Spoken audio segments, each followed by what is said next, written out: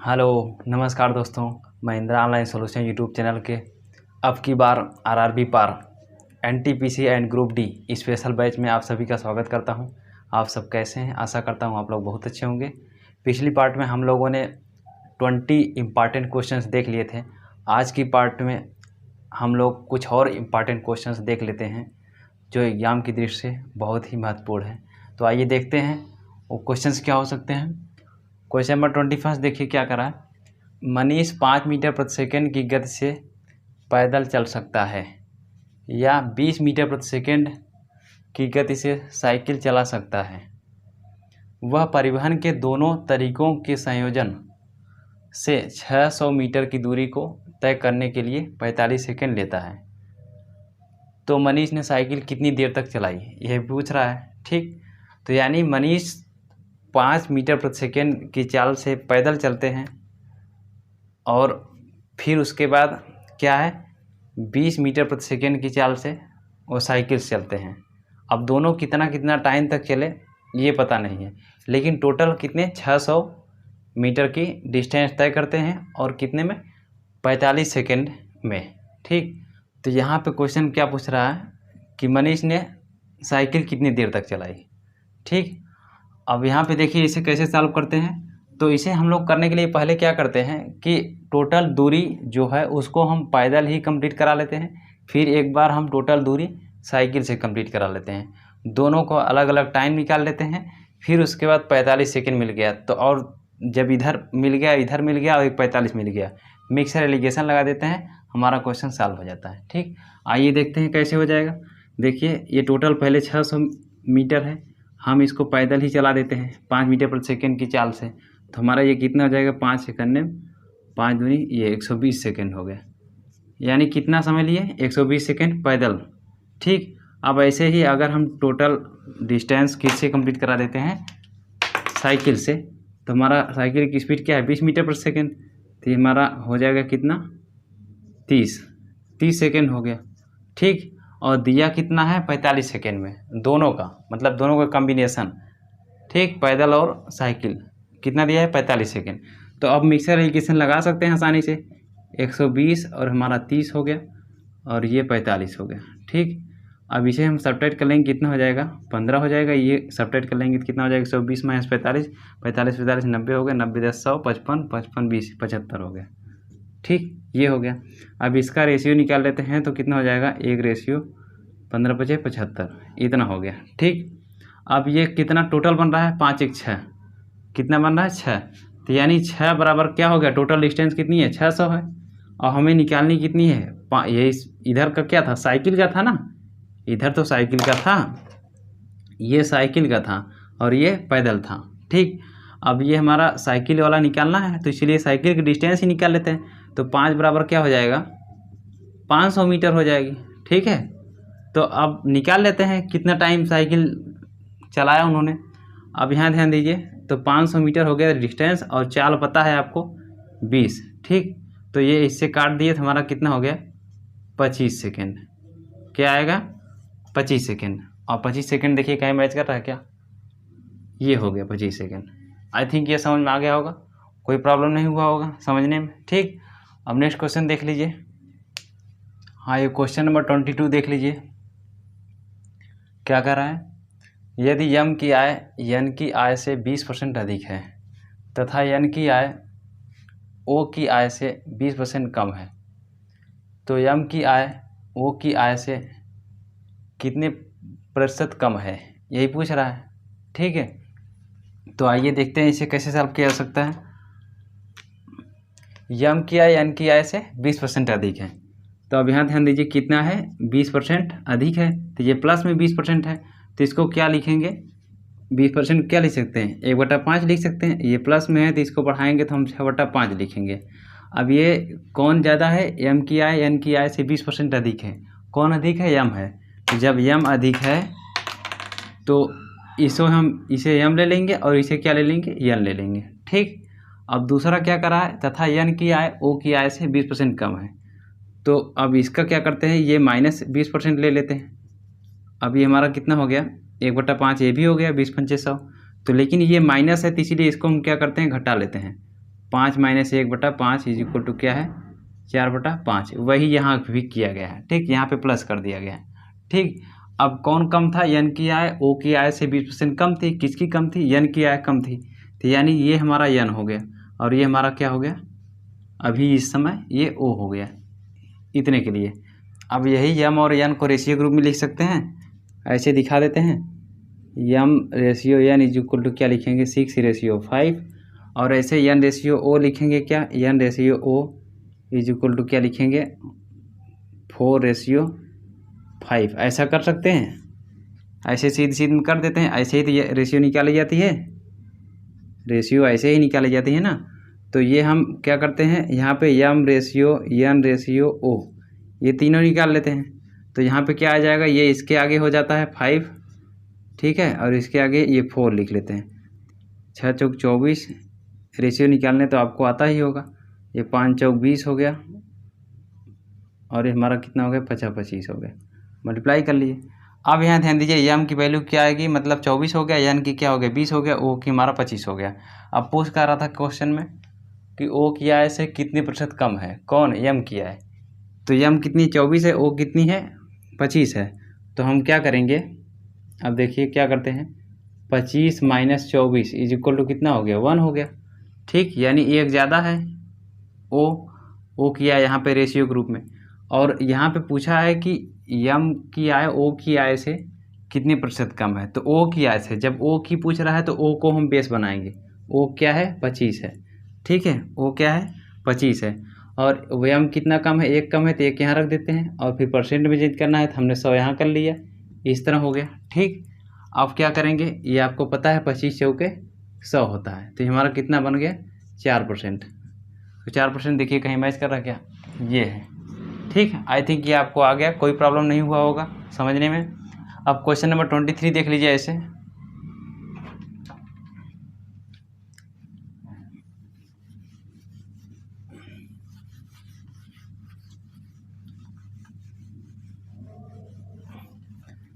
देखिए इसमें इसे क्या कर सकते हैं हम। अब यहाँ क्वेश्चन नंबर 23 देखिए, इसमें क्या करा है, त्रिभुज ABC में शीर्ष B समकोण है यदि सेक A इज इक्वल टू 17/18 या 17/8 तो कास C का मान होगा। कास C का मान पूछ रहा है, क्या हो सकता है। तो इसे लगाने के 2 तरीके हैं। एक तो आप थोड़ा सा कॉमन सेंस यूज कीजिए तो आप इसे डायरेक्ट लगा सकते हैं। वो कैसे, यहाँ पे देखिए सेक दिया है, सेक A इज इक्वल टू 17/18 और एक बात ये भी ध्यान दीजिए कि त्रिभुज ABC में क्या है, B समकोण माना है बीच वाले को, तो यानी A और C, और यहाँ पे A पूछा है और यहाँ पे कास C दिया है। ठीक, यानी हमारा एंगल चेंज हुआ है। तो अगर एंगल चेंज नहीं होता तो आपको पता है सेक का उल्टा क्या होता है, कास होता है, लेकिन एंगल मतलब कोण चेंज है तो इसलिए क्या होगा, हमारी सेम वैल्यू हम उल्टा नहीं कर सकते। तो अब सोचिए, थोड़ा सा कॉमन सेंस लगाइए कि सेक थीटा बराबर क्या जानते हैं आप, कास थीटा बराबर क्या होता है आधार बटे कर्ण, और कर्ण बटा आधार हो जाएगा सेक का, तो ये हमारा होता है कर्ण बटा आधार। ये सेक का आप जानते हैं, तो यही हमारा 17/8 है। तो यानी कर्ण हमारा 17 बन गया और आधार हमारा क्या बन गया 8 बन गया। तो जब कर्ण हमारा 17 बन गया तो 17 तो क्लियर है कि कास थीटा बराबर क्या होता है कास। अब हम कास क्या निकाल रहे हैं, कास ही निकाल रहे हैं ना, तो cos is equal to cos theta आधार बटे कर्ण। तो हमारा आधार तो हमें अभी क्लियर नहीं है लेकिन कर्ण क्लियर है, क्योंकि कर्ण हमारा बदलता नहीं है, सेम रहता है। ठीक, अब जो हम आधार निकालेंगे तो यहाँ पे तो जो था आधार तो यही था, लेकिन यहाँ पे आधार चेंज हो जाएगा। ठीक, क्योंकि एंगल चेंज है। तो हम अब इसका निकालेंगे तो ये कर्ण हो गया 17 का कितना होता है 289 और 8 का कितना होता है 864। अब इसे घटाएंगे तो हमारा 225 आ गया। तो अब ये 225 हमारा किसका है 15 का क्यूब है, 15 का स्क्वायर है। ठीक, तो यानी हमारा आधार क्या आएगा 15 आ जाएगा। किस एंगल से, इस कास C वाले कोण से जब देखेंगे तब आधार हमारा क्या आ जाएगा 15 आ जाएगा। तो हमारा 15/17 ये हमारा आंसर हो जाएगा। कहीं मैच कर रहा है क्या, ये हो गया सही। ठीक, अब यदि यह हम लोग थोड़ा सा पिक्चर ग्रुप में दिखाकर बताते हैं या सॉल्व करते हैं तो फिर कैसे होगा। देखिए त्रिभुज ABC में B समकोण है तो हमने इसे बना लिया, ये B समकोण है और ये ABC। ठीक है, अब ये सेक ए पूछा था, तो यानी सेक ए इधर चल रहा है, इसको हम ऐसे मूव कर देते हैं, इसको टर्न कर देते हैं ऐसे, ये हमारा बन जाता है ऐसे, ये ए बी सी ऐसे। तो यही तो था, ये पूछ रहा था सेक ए। तो सेक ए बराबर क्या होता है 17, कड़ हो गया तो यह 17 हो गया, आधार का क्या हो गया 8 हो गया। ठीक, तो अब आप पाइथागोरस प्रमेय से जब निकालेंगे तो ये क्या आएगा 15 ही तो आएगा, जो मैं अभी डायरेक्ट बता रहा था। ठीक है, पाइथागोरस प्रमेय अच्छी तरह आता होगा आपको। ठीक, अब ध्यान दीजिए, हमें काश सी पूछ रहा है, तो काश सी पूछ रहा है यानी हमें इसको लेना है। तो फिर से एक बार इसको टर्न करते हैं, तो इसको टर्न करके हम ऐसे ही लाते हैं जैसे ये था। ठीक, यानी हम कर क्या रहे हैं, बस सिर्फ क्या कर रहे हैं, ये यहाँ रखते हैं, बी यहाँ रखते हैं, सी ई सिंगल को ले लेते हैं। तो अब आधार यहाँ बन गया, तो ये हमारा घूम करके यहाँ आ जाएगा 15, और ये हमारा कड़ यहाँ रहेगा ही, और ये 8 हो जाएगा। तो अब काश थीटा बराबर आप जानते हैं क्या हो जाएगा, आधार बटे कड़, तो आधार 15 हो गया, कड़ हमारा 17 हो गया। तो हमारा वही हमने यहाँ आंसर निकाला था 15/17। तो यहाँ पे थोड़ा सा कॉमन सेंस आप यूज़ करते हैं तो कड़ हमारा सेम ही रहता है, एंगल चेंज हुआ तो इसलिए क्या होगा, ये वाला ना लिख करके दूसरा आता। ठीक, तो वही हम लिख करके आसानी से लगा लेते, अदरवाइज आप फिगर से लगाते तो भी आ जाता। ठीक, तो इस तरह हम लोग क्या लिखते हैं, काश सी इज इक्वल टू यह हो जाएगा 15/17। ठीक, आई थिंक समझ में आ गया होगा, कोई प्रॉब्लम नहीं हुआ होगा। नेक्स्ट क्वेश्चन देख लीजिए ऐसे। हाँ, ये क्वेश्चन नंबर 24 देख लीजिए, क्या करा एक वैन की चाल हवा की दिशा में, एक वैन की चाल हवा के दिशा में तथा हवा के विपरीत दिशा में क्रमशः 18 किमी प्रति घंटा तथा 16 किमी प्रति घंटा है। तो हवा की चाल किमी प्रति घंटा में है, वही पूछ रहा है। ठीक, तो अब क्या करते हैं, देखिए यहाँ पे जब भी इस टाइप के क्वेश्चन आपको मिले तो आप क्या कीजिए, यहाँ पे जब हम लोग हवा के डायरेक्शन में चल रहे हैं, मतलब यहाँ पे जो वैन है वो हवा के डायरेक्शन में चल रहा है, तब तो हवा भी उसको पुश करेगा और वो अपना स्पीड से चलेगा, तो मतलब प्लस हो जाएगा ना। और जब हवा के अपोजिट में चलेगी तो क्या है, वो विरोध करेगा, तो उसका स्पीड कम हो जाएगा। ठीक, वैन का।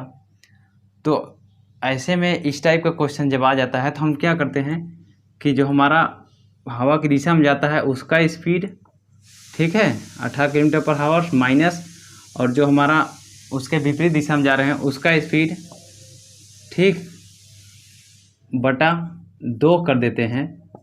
ठीक, तो हमारा क्या हो जाता है, हवा की चाल निकल जाती है। तो हमारा क्या हो गया 2 किलोमीटर/आवर, हमारा क्या हो गया 1 किलोमीटर/आवर। ये आपका आंसर हो गया। कहीं मैच कर रहा है क्या, ये 1 हो गया आपका आंसर। ठीक, आई थिंक समझ में आ गया होगा। ऐसे ही आपको question up stream, down stream, boat और जो नाव होता है उसका क्वेश्चन भी ऐसे ही बिल्कुल होता है, जिसमें अगर आपको सिंपल, ये बिल्कुल सिंपल क्वेश्चन था, ऐसे ही सिंपल क्वेश्चंस आ जाते हैं तो आप तुरंत ज़्यादा देर ना करते हुए, देखिए दोनों का चाल दिया है और धारा की चाल पूछ रहा है, तो आप तुरंत क्या कीजिए, दोनों का डिफरेंस निकालिए, फिर 2 से भाग दीजिए, आपका आंसर आ जाएगा। ये तो बहुत सिंपल क्वेश्चन था। आप क्वेश्चन नंबर 25 देख लीजिए ऐसे।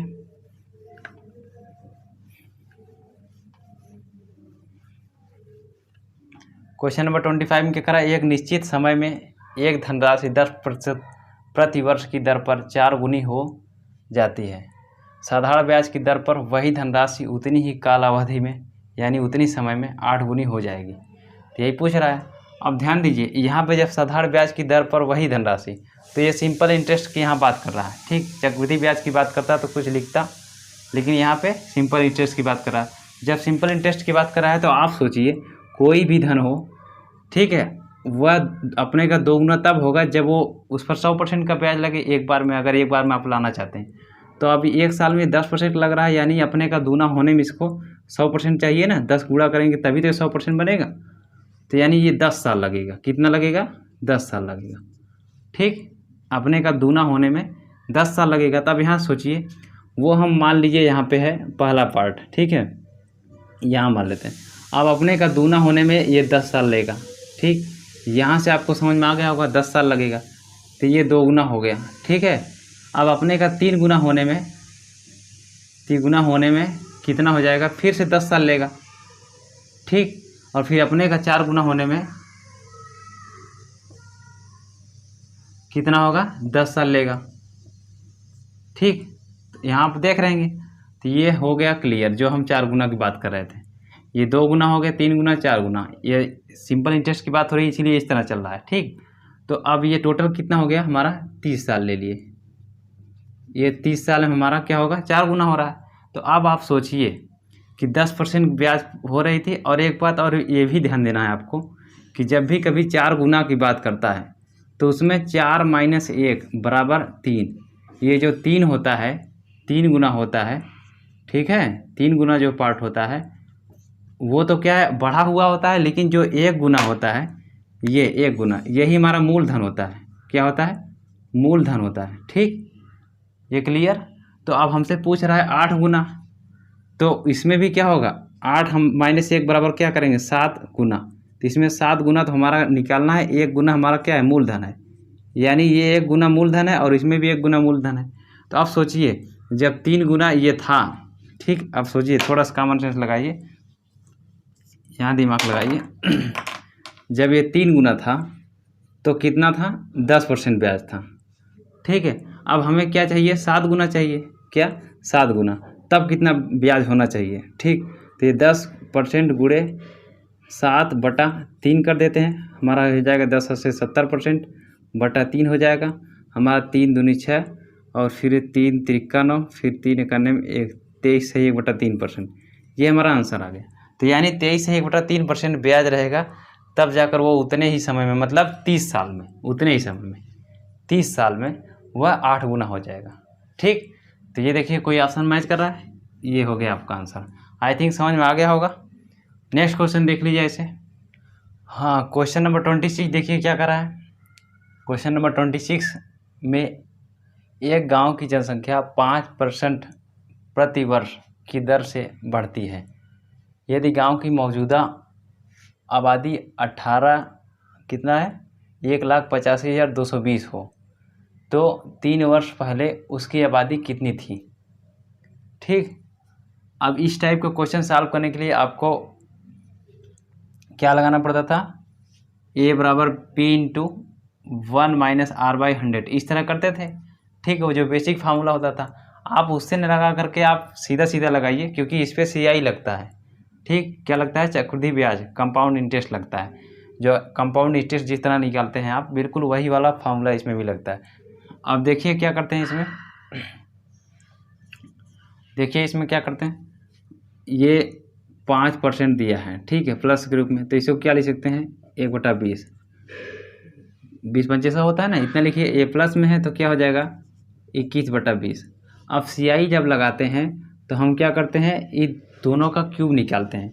आप देखिए CI लगाते समय क्या करते हैं, 20 21 20 21 और 20 21, 3 बार कह रहा है ना, तो 3 बार ले लिए, तो इसका 3 बार इसका मल्टीप्लाई करेंगे तो कितना हो जाएगा, ये 8000 होगा। इसका करेंगे तो कितना हो जाएगा हमारा, 9261 16 आता है, 261 आता है, 9261, ये हो गया। ठीक, अब यहाँ पे क्वेश्चन में क्या कर रहा है कि ये जो 1,85,220 है वो 3 वर्ष मतलब मौजूदा है, इस समय की बात कर रहा है। और 3 वर्ष पहले क्या होगी, यानी मूलधन होगी, 3 वर्ष पहले ये मूलधन होगी ये, और अब की जो होगी वो ये होगा। ठीक, अब इसका मतलब इतना बराबर हम लिख सकते हैं क्या, ये इतना लिख सकते हैं, क्योंकि ये मौजूदा समय की है। ठीक है, और ये 3 साल पहले की है, और ये मौजूदा समय की है। ठीक, अब इसको सॉल्व करेंगे तब क्या होगा, हमारा ये 21 है ना, तो इसे हम जब डिवाइड करेंगे तो हमारा, चलिए 21 से करते हैं इसको, इसे हम काटेंगे तो हमारा क्या आ जाएगा, 21 से भाग दें, इसको काट लेते हैं, हमारा कितना हो जाएगा, ये 7 त्रिक 21 हो गया। ठीक, और ये हमारा 7 दूनी 14 हो गया, 14 4 45 हो गया, 7 छंग 42 हो गया, 32 7 चौक 28 हो गया, 7 छंग 42, 0 हो गया इतना। फिर 3 से काटते हैं तो हमारा क्या हो जाएगा, ये 21 से काटे हैं तो 441 हो गया, और फिर अब इसको हम काटते हैं 3 से, तो 3 3 8 24 हो गया, 3 8 24 हो गया, 3 दूनी 6, इतना हो गया। ठीक है, इतना हो गया। अब फिर 441, 21 से काटते हैं, 21 कहाँ में हो गया, 21 टाइम से गया ये, और फिर अब इसको 21 बार काटते हैं तो हमारा 21 चौक 84 हो गया, फिर हमारा 21 दूनी 42, 420 आ गया। फिर 21 से इसको काटते हैं तो 21 दूनी 42, यानी 20 आ गया। तो यानी इसका 1 यूनिट बराबर क्या आ गया हमारा, 20 आया। 1 यूनिट बराबर हमारा क्या आ गया, 20 आ गया। जब 1 यूनिट बराबर हमारा 20 आ गया तो अब ये 8000 है, ये 8000 है ना, तो हमारा 8000 बराबर क्या हो जाएगा, 8000 ये 2, ये हमारा 20 है ना, 20 इज इक्वल टू कितना हो जाएगा, 8 दूनी 16, ये 4 जीरो हो जाएगा, 1,60,000। तो कितनी पॉपुलेशन थी हमारा 3 साल पहले, 1,60,000। ये हमारा ऑप्शन नंबर ए मैच कर गया। आई थिंक ये समझ में आ गया होगा। ये क्वेश्चन नंबर 27 देखिए क्या कर रहा है।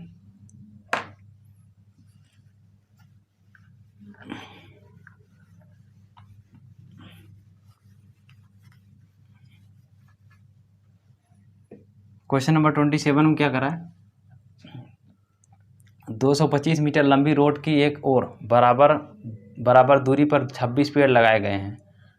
इस दूरी के आरंभ में तथा अंत में भी पेड़ लगे हैं। दो क्रमागत पेड़ों के बीच की दूरी है, यही पूछ रहा है।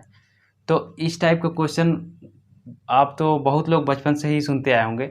आप क्या सुनते आए होंगे, कहते हैं कि 1 किलोमीटर में 2 खंभा, तो 10 किलोमीटर में कितने खंभा। इस टाइप का क्वेश्चन सुनते आए होंगे आप ना, तो उसी पे बेस्ड है बिल्कुल।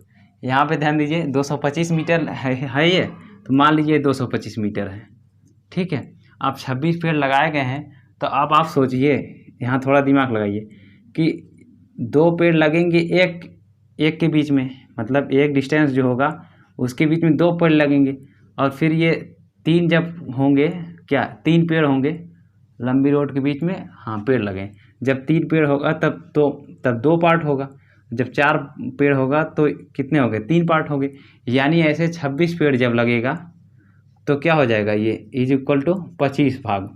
ये 25 भाग होगा इक्वल में, मतलब एक एक पार्ट बराबर दूरी है ना। तो यानी 2 के बीच में जो दूरियां होती है वो कितनी बार होगा, ये कितनी बार होगा, 1 2 3 4 ऐसे ये 25 बार होगा। तो 25 बार हो रहा है, तो और टोटल कितना है, ये 225 मीटर है। तो 225 मीटर आपको ये पता है टोटल है।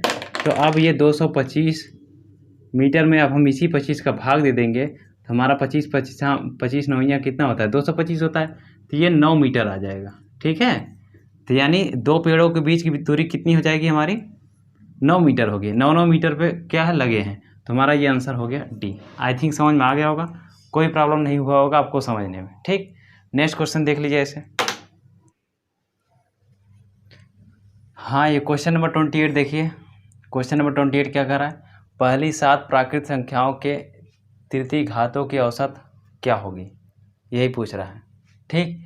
तो अब इसे सॉल्व करने के लिए आपको 2 तरीके हैं। एक तो ये कि आप जिनको पता नहीं है वो फार्मूला, एक जो फार्मूला बताया जाता था, प्रथम n प्राकृतिक संख्याओं के घनों का योग क्या होगा, उसका फार्मूला आपको पता होता था क्या, n इंटू n प्लस 1/2 का होल स्क्वायर, यही होता था, ठीक। अब जिसको ये फार्मूला पता है वो तो तुरंत लगा लेगा, ठीक। और जिसको नहीं पता है तो वो क्या करेंगे कि 1 का क्यूब निकालेंगे, फिर 2 का क्यूब निकालेंगे, फिर 3 का क्यूब निकालेंगे, 4 का क्यूब निकालेंगे, 5 का क्यूब, फिर 6 का क्यूब, 7 का क्यूब। इस तरह निकाल करके तब ऐड करेंगे, उसके बाद फिर 7 से भाग देंगे, तो ज़्यादा टाइम इन्वेस्ट हो जाएगा। तो इसलिए आप ये फार्मूला दिमाग में रखिए और तुरंत सवाल लगाकर आगे बढ़ जाइए। देखिए कैसे, यही फार्मूला है, ठीक। प्रथम n प्राकृतिक संख्याओं के घनों का योग क्या होगा, यही फार्मूला है, ठीक। तो अब यहाँ पे औसत पूछ रहा है, तो हम क्या करेंगे, जब भी औसत पूछता है तो हम n से डिवाइड कर देते हैं, ठीक है। तो आप ध्यान दीजिए, यहाँ पे क्या करते हैं, n इज इक्वल टू आपको पता हो गया, यहाँ पे क्या है, 7 है, 7 दिया है ना। तो अब ये हमारा, इसे ब्रैकेट ओपन करते हैं, तो n square into n plus 1 का होल स्क्वायर बाई, ये हमारा 2 दूनी 4 हो गया, ठीक। अब हमारा ये n स्क्वायर हमारा ऑटोमेटिक क्या हो जाएगा, यहाँ से n से डिवाइड कर लेते हैं। जब भी औसत का फार्मूला बनता है, जब यही औसत का फार्मूला बनाएंगे तो ये हमारा बन जाएगा n इंटू n प्लस 1 का होल स्क्वायर बाई 4, ये बनेगा, ठीक है, जब एवरेज पूछा जाएगा। लेकिन जब पूछा जाएगा प्रथम n प्राकृतिक संख्याओं के घनों का योग क्या होगा, तो ये फार्मूला प्रथम n प्राकृतिक संख्याओं के घनों के औसत का योग, मतलब घनों के योग का औसत क्या होगा, तब ये फार्मूला बनेगा, ठीक। तो अब यहाँ ध्यान दीजिए, यही यहाँ पे कर लेते हैं, ये n इससे n से कट गया, ठीक। अब ध्यान दीजिए, ये क्या हो गया हमारा, n इंटू n प्लस 1 का होल स्क्वायर बटा 4। अब क्या करते हैं, ये हमारा 7 इंटू 7 प्लस 1 का होल स्क्वायर बाई 4। तो हमारा क्या हो जाएगा, ये 7 गुणे 8 हो गया, 8 गुणे 8 कर लिए, हमारा ये 4 कर लिए, 4 दूनी 8 हो गया, 8 दूनी 16 हो गया, यानी 7 गुणे 16, 16 सत्ते क्या होता है 112 होता है। ये हमारा आंसर हो गया। 112 कहीं मैच कर रहा है क्या? ये सी हो गया आंसर आपका। ठीक, आई थिंक समझ में आ गया। अब यही क्या है कि अगर हम यहाँ n नहीं रखते तो क्या करते, देखिए यही करते कि हम यहाँ पे 7 स्क्वायर कर देते, फिर उसके बाद ये 7 + 8 का स्क्वायर कर देते, फिर 4 करते थे। और आप जानते हैं कि बटा में 7 करना ही पड़ता, क्योंकि नंबर आप कितने हैं 7 हैं। तो 7 जब आप बटा में करते तो ये 7 इसको काट देता, तब भी वही आंसर आता है जो हम लोगों ने अभी सॉल्व किया। ठीक, आई थिंक समझ में आ गया, कोई प्रॉब्लम नहीं हुआ होगा। अब नेक्स्ट क्वेश्चन 29 देख लीजिए ऐसे।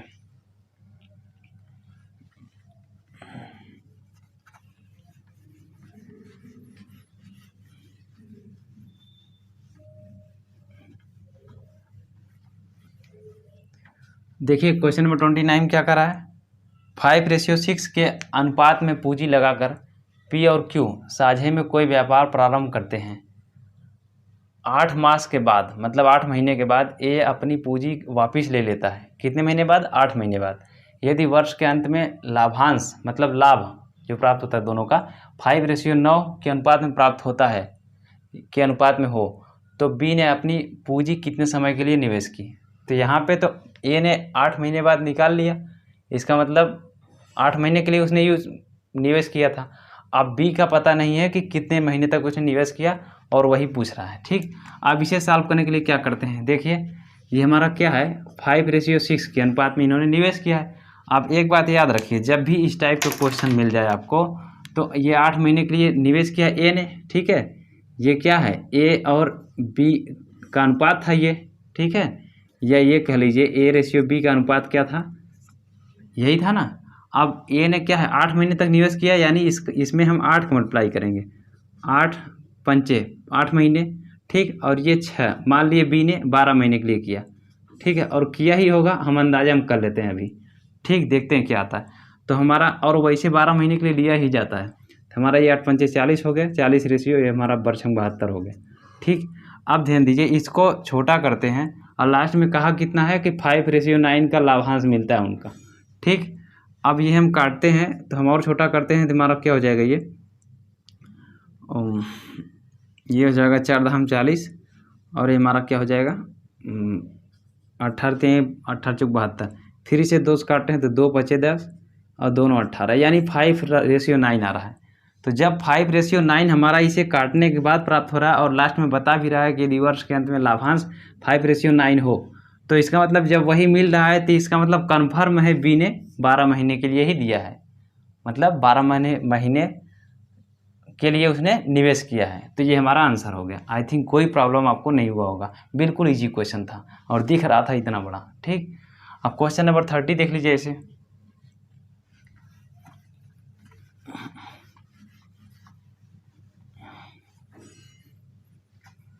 क्वेश्चन नंबर 30 में देखिए क्या करा है, रुपये 561 को PQR में इस प्रकार वितरित करना है कि P को Q से 120 रुपये अधिक तथा R से 120 रुपये कम मिले। इसमें Q का भाग कितना है। तो यहाँ पे क्वेश्चन में कह क्या रहा है कि P को क्या है, Q से 120 रुपये अधिक मिले हैं और R से 120 रुपये कम मिले हैं, तो Q का भाग क्या होगा वही निकालना है। तो देखिए इसे करने के लिए क्या करते हैं, यहाँ पे PQR 3 दिया गया है, ठीक, और हमें Q का भाग पूछ रहा है, तो जो भाग पूछता है हम यक्ष न मान करके उसी को लाते हैं सामने। ठीक, अब यहाँ ध्यान दीजिए P + Q + R बराबर हम क्या लिखेंगे, हमारा 561 है, ऐसे डायरेक्ट कर लेते हैं। अब यहाँ ध्यान दीजिए P की वैल्यू क्या है, Q से 120 रुपये अधिक है, यानी यह Q + 120 हो गया, इसके स्थान पर रख सकते हैं, और ये Q रहने देते हैं। अब R की वैल्यू क्या है, तथा R से क्या 120 कम है, कौन कम है, P R से 120 कम है, तो यानी ये देखिए रिलेशन यहाँ पे P = क्या था, R - 120 था, ठीक, यानी R = क्या होगा, P + 120 बराबर R। ठीक, तो R = 120 हो गया, और P = आप जानते हैं क्या, Q + 120, तो ये हमारा हो जाएगा Q + 120 प्लस ये 120 पहले से था ही, ये R हो गया। तो R = हमें क्या मिल गया, ये Q + ये 240। ठीक, तो ये हम 240 यहाँ रख लिए, Q + 240 = क्या है 561 हो गया। अब 3 बार ये Q है तो 3Q हो गया, और ये जोड़ देते हैं तो क्या 12 दूनी 24, 12 3 36, यानी ये उस साइड लेकर चले गए ना। चलिए इसे लिख लेते हैं 360 इक्वल टू 561। अब हम ये 3Q यहीं छोड़ते हैं, इसको उस साइड ले जाते हैं तो 561 में हमारा 360 घट जाएगा तो कितना आ जाएगा, ये 1 हो जाएगा और ये हमारा 6 में से 6 0 हो गया और ये हो गया 2। ठीक है, 201 आ गया। अब हम क्या करते हैं 3 से भाग दे देंगे। ठीक, Q इक्वल टू, इसलिए Q इक्वल टू हमारा क्या होगा 201/3, 3 6 18 हो गया और 3 7 21 67 आ गया। कितना आ गया हमारा 67। तो Q का कितना भाग था 67 था। तो आई थिंक ये भी अच्छे से समझ में आ गया। ठीक, तो आज के क्लास में हम लोगों ने 10 इम्पॉर्टेंट क्वेश्चंस पढ़े, तो आशा करता हूँ आप लोगों को अच्छी तरह से समझ में आ गया होगा और कोई प्रॉब्लम क्रिएट नहीं हुआ होगा आप लोगों को समझने में। और यदि किसी को कोई प्रॉब्लम है तो कृपया कमेंट बॉक्स में कमेंट करके आप पूछ सकते हैं, मैं उसका जवाब ज़रूर दूंगा। तो यदि वीडियो आज का आप लोगों को पसंद आया तो कृपया वीडियो को लाइक कीजिए, सब्सक्राइब कीजिए और बेल आइकन को दबाना ना भूलें। और जो लोग अभी जुड़े नहीं हैं वो सभी कनेक्ट हो जाएं और जागरूक हो जाएं कि अब की बार आरआरबी पार, इस बार आपको आरआरबी में जॉब लेना ही है। तो मिलते हैं दोस्तों नेक्स्ट पार्ट में, तब तक के लिए धन्यवाद।